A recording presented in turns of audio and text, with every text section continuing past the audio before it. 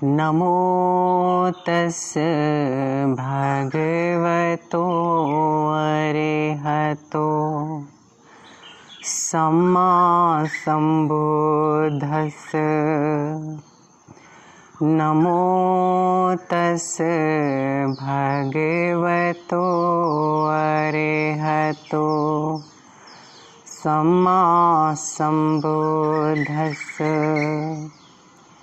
मेरा नाम है सौरभ और आप सभी लोगों का स्वागत है धम्मवाणी विद सौरभ में। आज हम चर्चा करेंगे कि किन कारणों से मनुष्य को सुंदरता प्राप्त होती है। आप लोगों ने देखा होगा अपने चारों तरफ कि कई लोग बहुत ज़्यादा सुंदर और आकर्षक दिखते हैं और उन्हीं में से कुछ लोग होते हैं जो सुंदर नहीं होते हैं। मैं ये सुंदरता आज थोड़ा बाहरी सुंदरता की भी बात करते हैं। तो आप लोगों ने बहुत देखा होगा कि ये रूप और रंग में भी इतनी विभिन्नताएं होती हैं। कोई बहुत सुंदर, कोई उससे भी कम सुंदर और कोई बहुत कुरूप होता है जिसको तो देखा भी नहीं जाता है। कुछ लोग ऐसे भी होते हैं। तो ये क्या कारण है? इस तरह के प्रश्न जो है आज भी उठते हैं और इस तरह के प्रश्न भगवान बुद्ध के समय में भी उठते थे। तो उस समय की एक बड़ी प्रसिद्ध रानी थी। तो वो जो है थोड़ा सा उसका जो कलर था, वो जो रंग था उसकी त्वचा का, वो अच्छा नहीं था। कह सकते हैं कि काला रंग था। तो वो उसके पास वैभव बहुत था। तो वो जाती है भगवान के पास में और भगवान से पूछती है कि भगवान, क्या कारण होता है कि मैं इस दुनिया में, इस संसार में कुछ इस तरह की 3 तरह की औरतों को देखती हूँ, 3 तरह की स्त्रियों को देखती हूँ कि एक स्त्री वो जिसके पास सुंदरता भी है और धन और वैभव भी बहुत है, मान सम्मान बहुत है, और एक वो स्त्री जिसके पास धन तो है, मान सम्मान तो है, लेकिन उसके पास सुंदरता नहीं है। और तीसरा कारण कि एक ऐसी स्त्री भी मैं देखती हूँ जिसके पास ना तो धन है, ना तो वैभव है, ना तो मान सम्मान है, ना ही धन है, यानी कुछ नहीं है। तो मैं जो है 3 तरह की स्त्रियों को देखती हूँ। भगवान, ये क्या कारण है इनका? भगवान बुद्ध तो सर्वज्ञाता त्रिकालज्ञ हैं, वो सब कुछ जानने वाले थे। उस रानी को कहते हैं कि बड़े प्यार से समझाते हैं उसको और एक एक कारण को अच्छे से समझाते हैं। कहते हैं कि वो स्त्री जिसके पास धन है, वैभव है, मान सम्मान है और सुंदरता भी है। तो उन्होंने कहा कि सुंदरता प्राप्त होती है मैत्री जगाने से। जो व्यक्ति भी अपने क्रोध का त्याग कर देता है, जो व्यक्ति अपने क्रोध का त्याग करके कोई क्रोध करता भी है तो उसके बदले में वो व्यक्ति हमेशा मैत्री जगाता है। इस कर्म के विपाक के फलस्वरूप उसे सुंदरता प्राप्त होती है। तो कहा कि जो भी स्त्रियां सुंदर हैं या जो पुरुष सुंदर हैं, कोई भी कह सकते हैं, सुंदरता यानी मायने हर एक व्यक्ति में जो भी व्यक्ति सुंदर है उसका ये कारण है कि उसने जो है क्रोध नहीं किया। पिछले पूर्व जन्मों में क्रोध कम किया है। उस क्रोध ना करने के विपाक के फलस्वरूप उसे वो सुंदरता प्राप्त हुई है। और फिर बताया कि वो लोग जिनके पास कुछ नहीं है, धन वैभव नहीं है, मान सम्मान नहीं है, तो बताया कि धन वैभव प्राप्त होता है दान करने से। जो व्यक्ति भी दान करता है वो त्याग के कर्म के फलस्वरूप अपने धन होते हुए भी वो दान करता है, खुले हाथों से दान करता है। उस दान के फलस्वरूप उसे अगले जीवन में धन और वैभव, सुख समृद्धि की प्राप्ति होती है। और मान सम्मान कैसे प्राप्त होता है?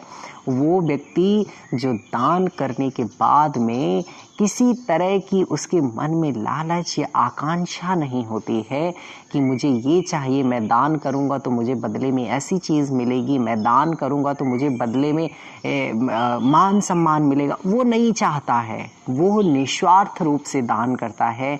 ऐसे व्यक्ति को अगले उस कर्म के फलस्वरूप उसे जो है मान सम्मान की प्राप्ति होती है।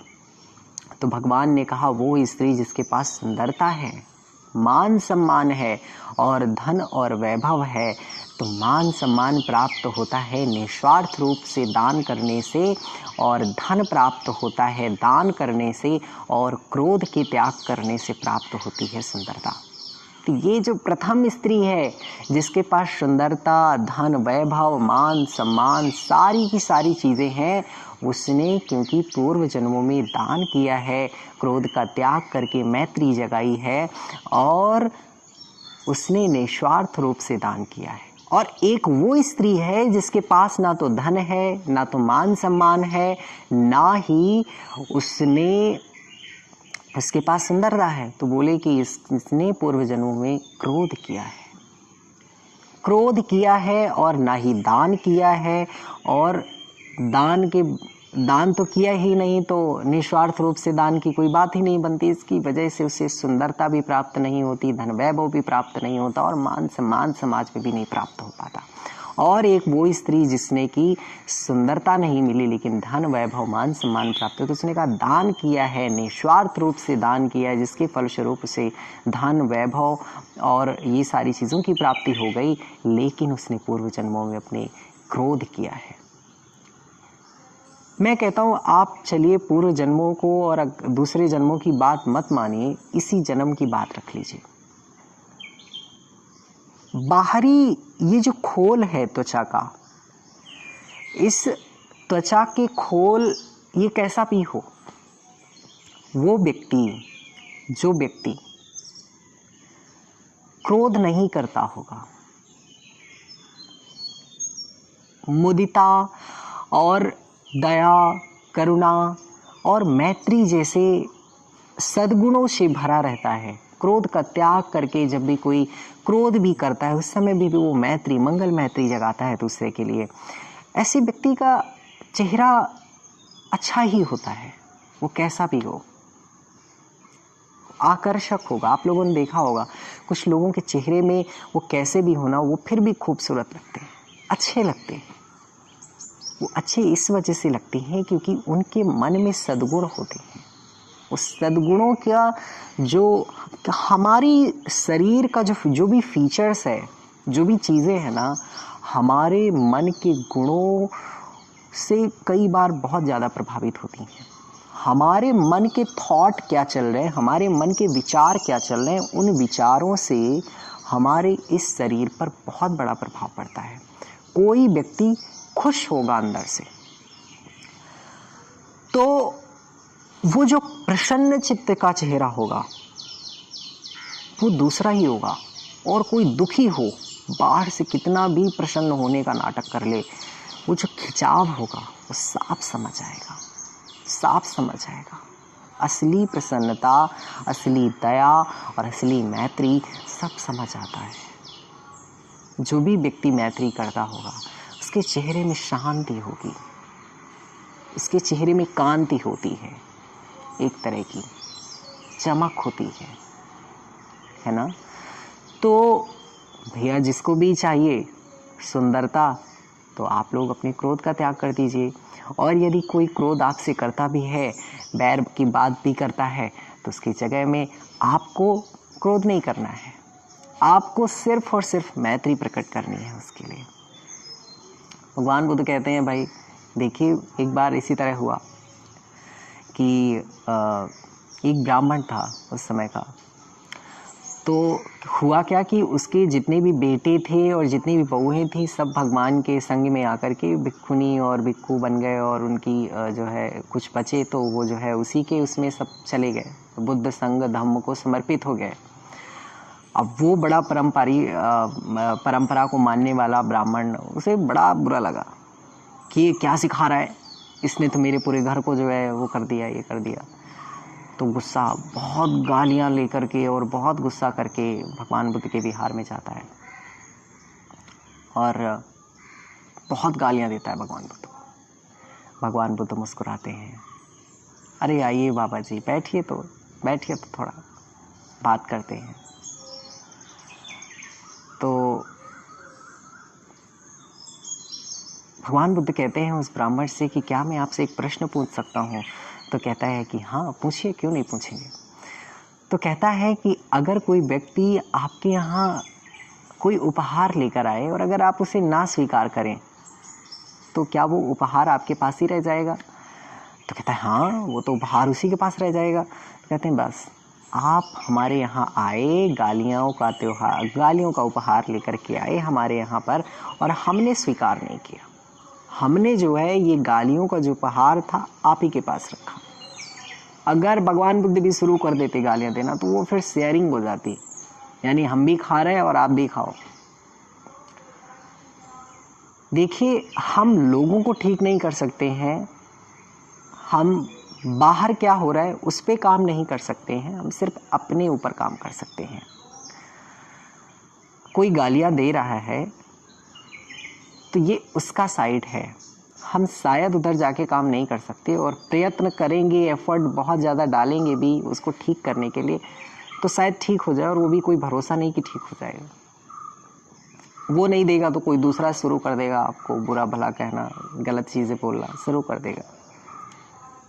तो बेहतर है किसी और को सुधारने से पहले अपने ऊपर काम करिए और क्रोध की बजाय मैत्री प्रकट करिए और खुले हाथों से जब भी मौका मिले, जब भी दान की चेतना आए, जब भी मन में कभी ये दान की चेतना बहुत मुश्किल होती है,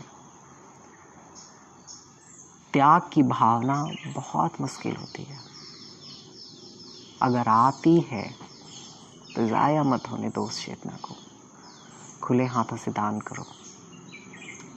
बात ये नहीं कि अगले जीवन में कुछ मिल जाएगा, बात ये है कि जब भी आप दान करोगे उसके फलस्वरूप आपको जो संतुष्टता उस धन से प्राप्त होगी, वो धन जो आपके पास रखा था कभी प्राप्त नहीं हो पाएगा। वो जो धन आपके पास आज संग्रह है उस धन से कभी भी संतुष्टता प्राप्त नहीं हो पाएगी।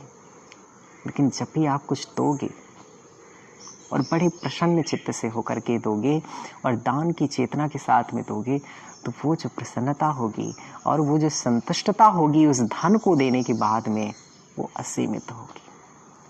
तो दान दीजिए खुले हाथों से और निस्वार्थ भावना से दीजिए, कुछ पाने की चाह से, कुछ पद प्रतिष्ठा पाने की चाह से, या मुझे कोई कुछ कहेगा कि ये कितना बड़ा दानी है, ऐसा सुनने की चाह से मत काम करिए। सिर्फ दान दीजिए, खुले हाथों से दान करिए और मैत्री प्रकट करिए। क्रोध की बजाय मैत्री प्रदर्शित करना चालू करिए। इस जीवन में ही आप सुंदर हो जाएंगे, ना बाहरी तौर से, आप अंदर से इतने सुंदर हो जाएंगे कि लोग आपकी तरफ खींचे चले आएंगे। इस सुंदरता का क्या है, कुछ सालों में ढल जाएगी, लेकिन वो जो अंदर की सुंदरता है इस जीवन में तो कायम रहेगी ही रहेगी, आगे के जीवनों में भी आपके साथ जाएगी और आप लोगों को इतना बड़ा इस जीवन में अपनी आप छाप छोड़ करके जाएंगे, इतने अच्छे अच्छे रिश्ते बना करके जाएंगे, इतनी बड़ी संतुष्टता के साथ इस जीवन को जाएंगे छोड़ करके कि आपको अगले जीवनों में भी सद्गति की प्राप्त होगी और ये जीवन भी पूरा सार्थक सिद्ध हो जाएगा। तो क्रोध का त्याग करके, वैर का त्याग करके, ईर्ष्या का त्याग करके और इस जीवन को बड़े प्रसन्नता के साथ में और बड़े अच्छे के साथ में जीना शुरू कीजिए। आप सभी लोगों का मंगल हो, सभी लोगों का कल्याण हो। और अगर आपकी कोई न्यू रिक्वेस्ट हो वीडियो बनाने के लिए किसी भी टॉपिक पे, तो प्लीज़ कमेंट बॉक्स पे उसको ज़रूर मेंशन करें, मैं उस पर ज़रूर वीडियो बनाऊंगा। और सभी का मंगल हो, सभी का कल्याण हो।